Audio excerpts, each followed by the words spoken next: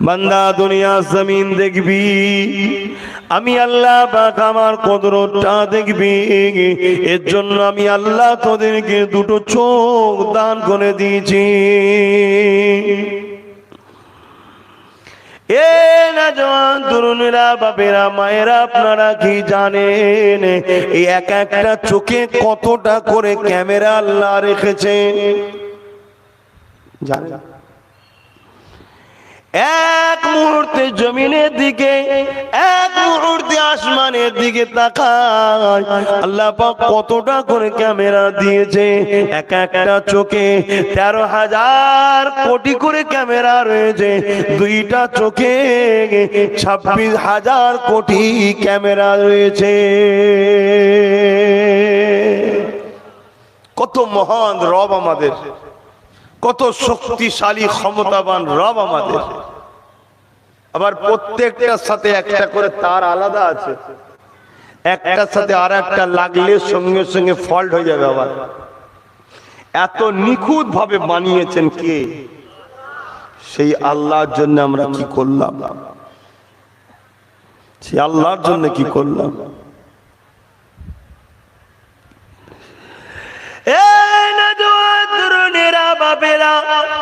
আজ আমরা কেমন করে পায়ে হেঁটে হেঁটে এই মাহফিলে আসতে লেগেছি।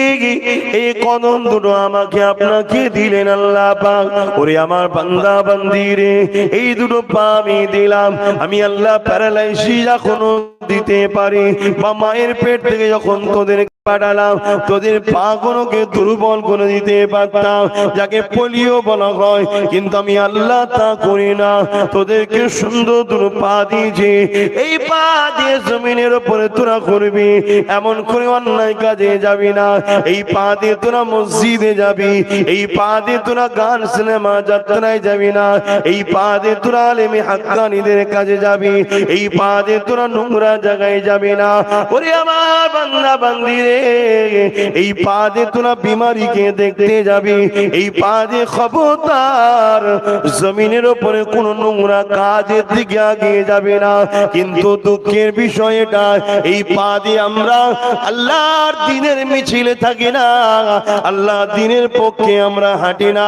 এই পা দিয়ে অথচ আমরা আল্লাহর দ্বীনকে মিটাবার চেষ্টা যারা করে তাদের পিছনে ঘুরে ঘুরে বেড়ায়। ছেড়ে দেবেন আল্লাহ। কুল্লু নাফসিন যায়িকাতুল মউত, প্রতিটা নফসকে মৃত্যু স্বাদ চাখতে হবে।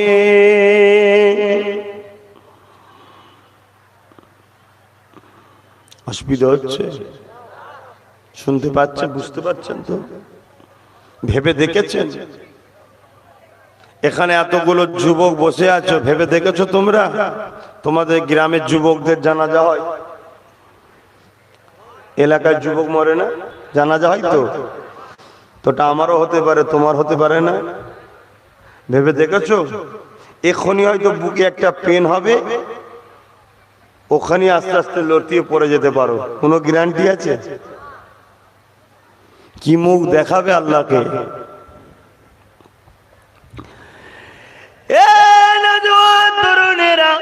আল্লাহ বাদুর হাত দিয়েছে, বান্দারে এই হাতে তোরা মা বাপের সেবা করবি, এই হাতে তোরা মা বাপের খিদমত করবি, এই হাতে তোরা হালাল ইনকাম করবি, এই হাতে তোরা গরিবদেরকে দান করবি, এই হাতে তোরা আমার কোরআনকে ধরবি, এই হাতে তোরা আলেমে হাক্কানীদের সঙ্গে মুসাফা করবি, এই হাত দিয়ে তোরা কখনো কোনো গরিবকে জুলুম করবি না, কারো ঘর ভাঙবি না, কারো উপরে অত্যাচার করবি না, এই হাতে হারাম দ্রব্য নিবি না, এই হাতে হারাম কাজ করবি না।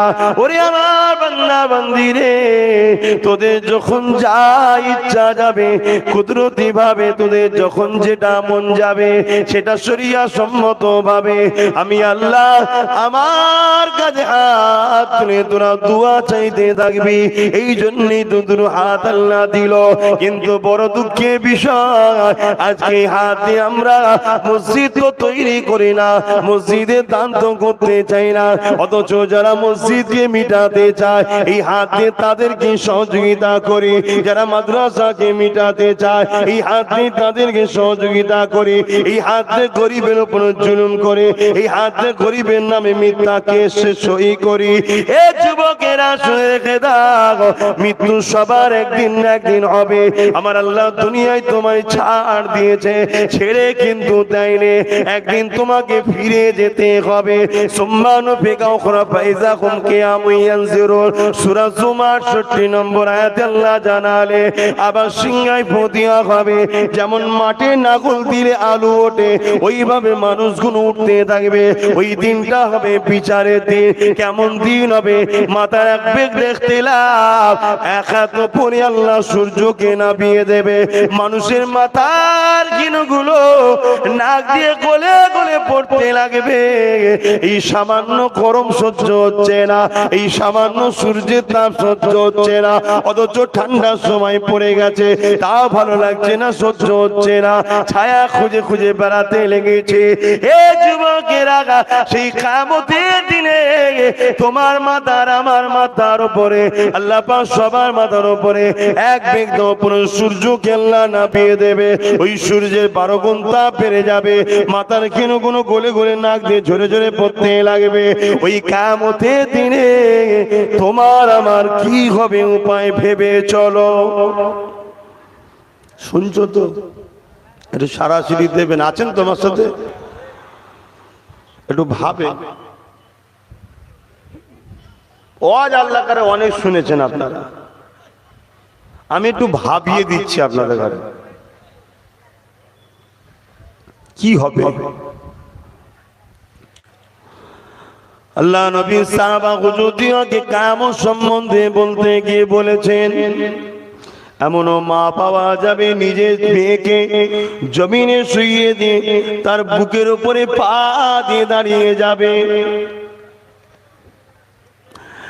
এমনও মেয়ে পাওয়া যাবে জনম দুঃখিনী মাকে জমিনে শুইয়ে দিয়ে তার বুকের উপরে পা দিয়ে দাঁড়িয়ে যাবে।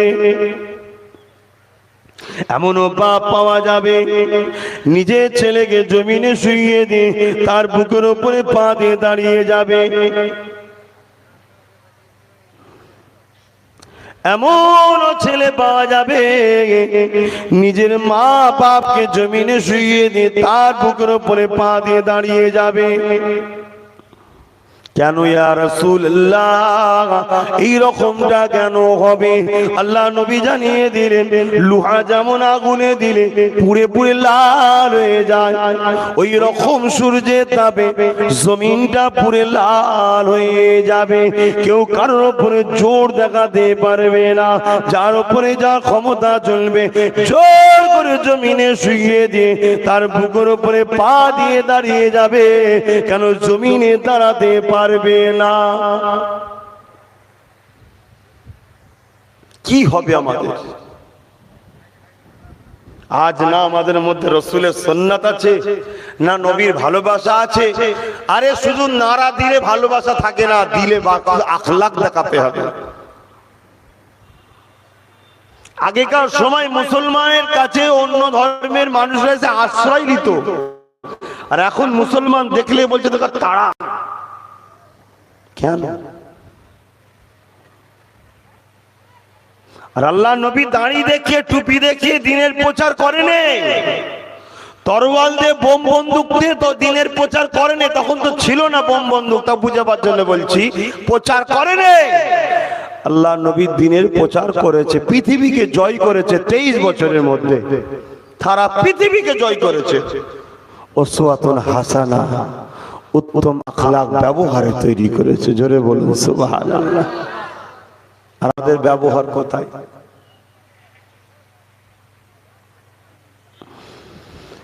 আজকে দিনে পৃথিবীর জমিনে 700 কোটি মানুষ রয়েছে। কত কোটি? এ যুবকেরা, মানুষের তো অভাব নাই, কিন্তু ভালো মানুষ কটা আছে এটাই জানতে হবে। এই দুনিয়ার মানুষগুলো যখন বরবাদের দিকে চলে যায়, খারাপের দিকে চলে যায়, অন্যায়ের দিকে চলে যায়, একত্ববাদকে ছেড়ে দিয়ে নিজেদের হাতে তৈরি করা নকল মাবুদের দিকে চলে যায়, ওই সময় দুনিয়ার বুকে ফিতনা ফাসাদটা বেড়ে যায়, রাহাজানি বেড়ে যায়, কাটাকাটি খুনোখুনি বেড়ে যায়। ওই সময়তে মহান স্রষ্টা রব্বুল আলামিন যুগে যুগে আসমানি কিতাব আর নবী আলাইহিস সালামদেরকে পাঠিয়েছে। আজ থেকে কিছু কম বেশি 2000 বছর আগে একজন নবী রাসূল এসেছিলেন, চলে গেলেন, যিনার নাম হলো হযরত ঈসা রূহুল্লাহ। আল্লাহ পাক যিনাকে আসমানে তুলে নিয়েছেন, তিনি আবার আসবেন, কিন্তু নবী হয়ে নয়, আমার নবী পাকের উম্মত দুনিয়া জমিনে আসবে। এ যুবকেরা, ওই সময়তে উনি চলে যাবার পর পৃথিবীর জমিনে 500 বছর হয়ে গেল, কোন নবী রাসূল আসে না, কেউ দ্বীনের প্রচার করা ছিল না, একত্ববাদের শিক্ষা দিবার কেউ ছিল না, মানবতা কি জিনিস জানাবার কেউ ছিল না, মা বাপের মর্যাদা কি জিনিস জানাবার কেউ ছিল না, রাষ্ট্রকে কিভাবে ভালোবাসতে হয় এই জানাবারও কেউ ছিল না, কিভাবে অর্থনীতি কাঠামোকে ডেভেলপমেন্ট করতে হবে, কিভাবে রাষ্ট্র পরিচালনা করতে হবে, কিভাবে সমাজ ব্যবস্থা করতে হবে, কিভাবে পরিবার ব্যবস্থা করতে হবে, কিভাবে শিক্ষা ব্যবস্থা করতে হবে, এসব কিছু ভুলে গিয়ে পৃথিবীর মানুষগুলো দুপায়ে পশুতে পরিণত হয়ে গেল। রোমের মতো সাম্রাজ্য, যারা তৎকালীন সময় নিজেদের ঘরে বড় এডুকেটেড পার্সন মনে করত, স্টেডিয়াম তৈরি করে গরিবের ছেলেদের ঘরে ওই স্টেডিয়ামের মধ্যে দিয়ে বাঘের সঙ্গে কুস্তি লাগিয়ে দিত, তারা গরিবের ছেলেরা বাঘের থাবাতে মারা যেত। এই ছিল তাদের শিক্ষার নামে বর্বরতা। এই যুবকেরা, ওই সময় পৃথিবীর মানুষকে মহান সৃষ্টিকর্তা আল্লাহ নাই সত্য কল্যাণের রাস্তা দেখাবেন বলে সর্বকালে সর্বশ্রেষ্ঠ নিয়ামত আল্লাহর সৃষ্টি ওমা আরসালনাকা ইল্লা রাহমাতাল লিল আলামিনকে পাঠিয়ে দিয়েছিলেন।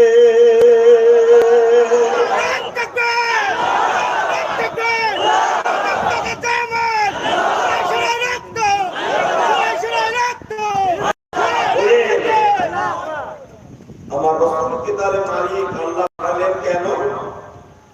আমরা যাতে সভ্যতা শিখি, ইনসাফ শিখি, ইনসানিয়াত শিখি, রাষ্ট্র পরিচালনা শিখি, এডুকেশন শিখি, সংসার জীবন শিখি, অর্থনীতি জীবন শিখি এবং একত্ববাদের দাসত্ব করা শিখি। এই টোটাল একটা লাইফের সিস্টেমটাকে শিক্ষা দিবার জন্য মহান রব্বুল আলামিন তিনি তেনার সৃষ্টি কায়নাতের মধ্যে সর্বশ্রেষ্ঠ সৃষ্টি এবং কোন জাহানের সুলতান যিনি রাহমাতাল লিল আলামিনকে আল্লাহ পাঠালেন। জোরে বলুন সুবহানাল্লাহ। দুনিয়া জমিনে আসার পরে তিনি আস্তে আস্তে লালন পালন হয়ে বড় হতে লাগলেন। 40 বছর যখন তিনার বয়স হয়ে গেল, এবারে আল্লাহ পাক তিনাকে আদেশ করে দিলেন, আপনি আপনার কাজটা শুরু করুন। এখানে একটা কথা জিজ্ঞেস করছি, 40 বছর বয়সে রাসূল দ্বীনের প্রচারের কাজ শুরু করলেন আল্লাহর হুকুমে। 40 বছরের আগেও আহলে সুন্নাত ওয়াল জামাতের আকীদার মাসলা হলো আমার নবী কিন্তু নবী ছিলেন। জোরে বলুন সুবহানাল্লাহ। এই আকীদা নিয়ে কিন্তু সমাজে একটা মতবিরোধ, মতৈক্য, বিভ্রান্তি তৈরি হচ্ছে। আপনারা মনে রাখবেন, আমার নবী তখন নবী ছিল যখন এই মাটি ছিল না। কথা কিছু বুঝতে পারলেন? যখন মাটি ছিল না তখন মুহাম্মদ সাল্লাল্লাহু আলাইহি ওয়াসাল্লাম মহান রব্বুল আলামিনের কুদরতি কাছে দোস্ত নবী ছিলেন। জোরে বলুন সুবহানাল্লাহ। এই আকীদাটা হলো ঈমান। এর বাইরে আকীদা গেলে আপনি বরবাদ হয়ে যাবেন। ঈমানটা ঠিক রাখবেন। আল্লাহ আমাদের সকলকে রাসূলের প্রেমিক বানান, বলুন আল্লাহুম্মা আমিন। আজ কিছু মানুষ উঠে পড়ে লেগেছে আমার নবীর দুশমন আমাদের ঘরে বানাবে বলে। এই জায়গা থেকে যেন আল্লাহ আমাদের ঘরের বাচ্চাদের, আমাদের ভাইদের, আমাদের মা বাপেদের এবং আমাদের নসলে যত বাচ্চা আসবে সবাইকে যেন মোস্তফার দরবারের কুকুর বলে আল্লাহ কবুল করে নেয়, বলুন আমিন। অসুবিধা আছে নাকি? নবীর দরবারের কুকুর হতে পারলেও লাভ আছে বাবা। আপনি বলবেন কুকুর তো নাপাক, আপনি ওই দিকে দেখছেন কেন? আল্লাহ পাক হযরতে মাওলা আলীকে বাঘ বলেছে, কথা বুঝে আসছে না? তাহলে কি বাঘের থেকে মানুষ তো শ্রেষ্ঠ? তাহলে কি ব্যাপার না? কুকুর যেভাবে মনির ভক্ত হয়, প্রবাদ বাক্য আছে, কুকুর যেভাবে মনির ভক্ত হয় ওই ভক্ত যেন আল্লাহ আমাদেরকে বানায়, এটা বোঝাতে চাইছে। মানে সবসময় হিংসার নজরে নিলে হয় না, তার প্রেমটার ভেতরে কি আছে ঢুকতে হয়। বাবেরা নজন তরুণেরা, আল্লাহ নবী দুনিয়া জমিনে আসলেন। নবী আমার চাকরি তো কবি পেয়েছে যেদিন আল্লাহ সৃষ্টি করেছিলেন, সেদিনই নবী চাকরি পেয়েছেন নবুয়তের। তবে দুনিয়া জমিনে আসার পরে নবী আমার 40 বছর বয়সে চাকরিতে জয়েন করে কাজটা শুরু করেছিলেন। বুঝতে পারছি তো? আল্লাহ নবী কাবা শরীফের পাশে এলাকার মসজিদ ডাক দিল, ও আমার এলাকার মানুষেরা আসেন, আমার কথা শুনে সবাই জড়ো হয়ে গেল। বাপরে, ভাইরে, মারে, বোনরে, এত সহজ ইসলাম পেয়ে গেছি বলে ইসলামের গুরুত্ব আমাদের কাছে কমে গেছে। কিন্তু শুনে রাখেন, এই পৃথিবীর জমিনে বাপেরাই নিজেদের মেয়েগুলোকে হত্যা করে দিত। এই নারীদেরকে বাঁচাবার স্বাধীনতা এই জমিনের উপরে আমার মুহাম্মদ রাসূল দিয়েছে।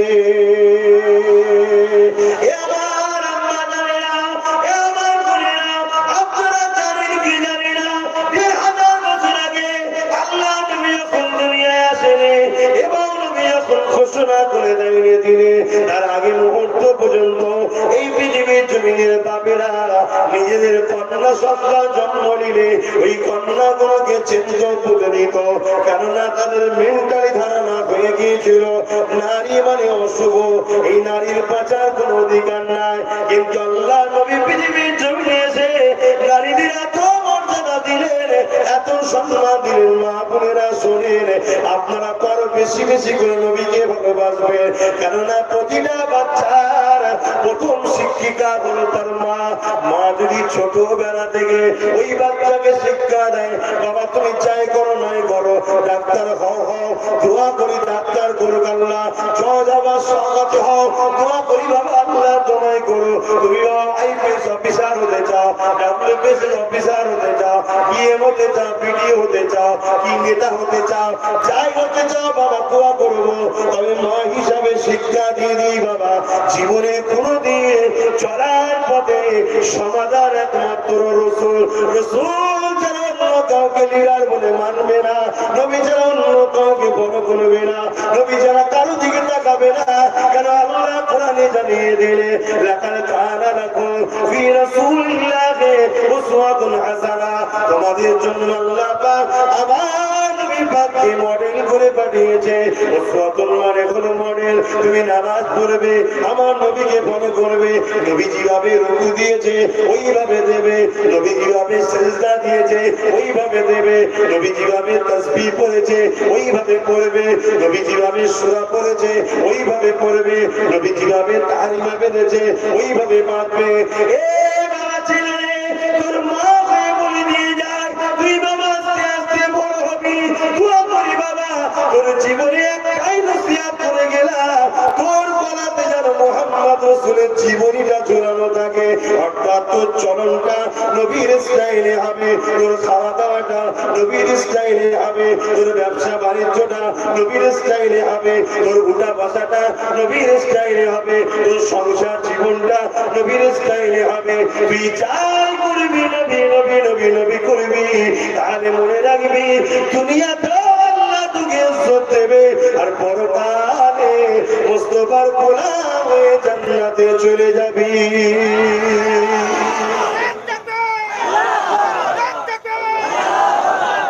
আমার মনে হয় প্রত্যেকটা মায়ের উচিত এই শিক্ষা দেওয়া, যদি দেয় তাহলে 100% ওই মা বুড়ি বয়সে কোনোদিন বাচ্চার কাছে খারাপ ব্যবহার করে না।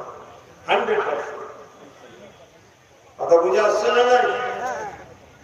কেন? যে যার হৃদয়ে মুহাম্মদ রাসূলের ভালোবাসা ও আদর্শ থাকবে সে কখনো মাকে আঘাত দিতে পারে না। এটা একদম অসম্ভব।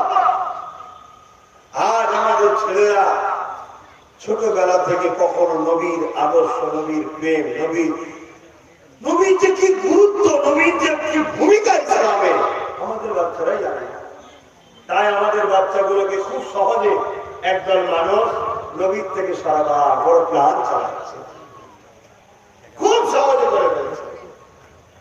আর আমাদের বাচ্চারা বোঝে না, তারা তাদের সব চক্রান্তের ফাঁদে পা দিয়ে দ্রুত নবীর থেকে সরে যায়। তারপরে যখন আমরা এসে বলি বাবা শোনাবো, নবীর কথা শোনাবো, নবীর কথা শোনাবো, আমাদের বাচ্চারা শুনতে আর চায় না। ওই জায়গায় নাচ হচ্ছে দেখতে যায়। আমাদের ছেলেদের মেন্টালিটি এখন নবী আর শুনতে চাইছে না।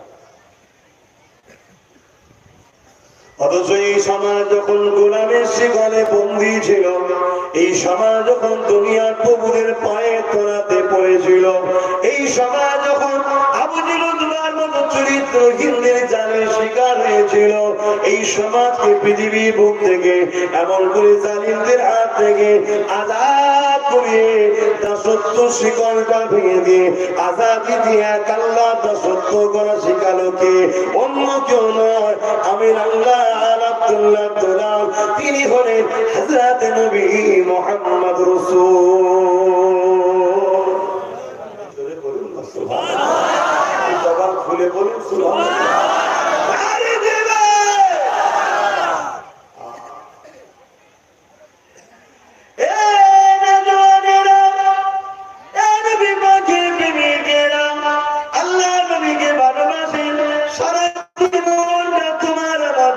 কষ্ট করেছে সারা জীবনটা, তোমার আমার জন্য কেঁদেছে সারা জীবনটা, তোমার আমার জন্য পেরেশান হয়ে থেকেছে। আল্লাহ নবীর জীবনে যখন কাবা শরীফে পথে দাঁড়িয়ে গিয়ে দিনের প্রচার করতে লাগলো, ওই সময়তে মক্কার মানুষেরা আমার নবী পাকের কথা কেউ মানতে চাই না। আল্লাহ নবীতে মুখ ফিরিয়ে নিল। এমনকি আবু জেহেল আল্লাহ নবীর সঙ্গে নোংরা খারাপ ব্যবহার পর্যন্ত করে ফেললো। এই সময় নবী আমার বাবা মারা এতিম ছিল, আমার কাঁদছেন ঘরে বসে। আমার আল্লাহ পাক ওই সমাজ দিয়ে দিলে, আমার হাবিব আপনি কেন কাঁদেন? চিন্তা আপনি করবেন না, আমি আপনাকে সত্য সুসংবাদ দাতা করে পাঠিয়েছি। আপনি মানুষকে সত্যের কথা বলে দেন, কে মানবে না মানবে আমি আল্লাহ তার সঙ্গে বুঝে নেব। আমার হাবিব তবে আপনার কাছে জানতে চাই, আপনি কি আমাকে আল্লাহ বলে মানে? নবী আমার জমিনে সাদাত করে বলেছিলেন আশহাদু আল্লা ইলাহা ইল্লাল্লাহ, আল্লাহ আমি আব্দুল্লাহ বেটা সাক্ষী দিচ্ছি আপনি এক অদ্বিতীয়, আপনাকে আল্লাহ বাবু বলে রব বলে মেনে নিয়েছে। ওই সময় আমার আল্লাহ এমন করে আওয়াজ দিতে লেগেছে, দুনিয়ার কেউ আমাকে মানুষ চাই না মানুষ, আমার কোনো চাই আসে না। হাবিব আপনি আমাকে মেনেছে। হাবিব শুনুন, দুনিয়ার কেউ আপনাকে মানুষ চাই না মানুষ, আমি আল্লাহ আপনাকে মুহাম্মদ রাসূল বলে মেনে নিয়েছি।